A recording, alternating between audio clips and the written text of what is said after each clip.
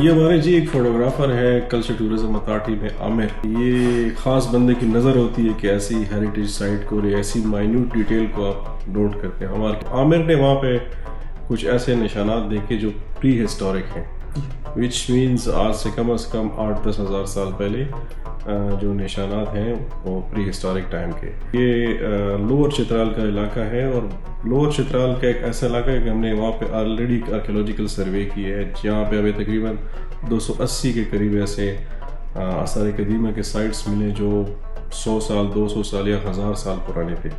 تو ابھی تک میرے خیال سے جو ڈسکوریز ہیں ظاہراً تصویروں سے مجھے یہ لگتا ہے کہ یہ سب سے پرانی سویلائزیشن جس کو کہہ سکتے ہیں, سب سے پرانی ڈسکوری.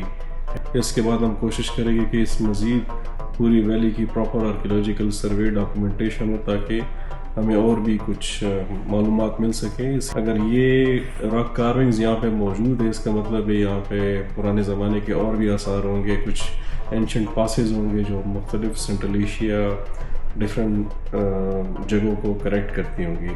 تو ظاہری بات ہے اس طرح کے جتنے بھی ہمارے پاس راک کارونگز ہیں وہ زیادہ تر سلک روٹ پہ کراکورم ہائی وے پہ ہے, تقریباً 30,000 کے قریب ہے, جو انفارچونیٹلی گلگت بلتستان میں پاشا ڈیم جو بن رہا ہے اس میں پانی میں سبمرج کچھ ہو گئے ہیں, کچھ ہو جائیں گے, تو ہمیشہ کے لیے ختم ہو جائیں گے. تو یہ ایک میرے خیال سے یونیک ڈسکوری ہے. نیکسٹ سیزن میں ہم پلان کریں گے کہ آرکیولوجیکل ایک پوری ٹیم ہم وہاں پہ بھجوائیں اور پراپر کمپریہنسو پورے علاقے کا ایک سروے کریں.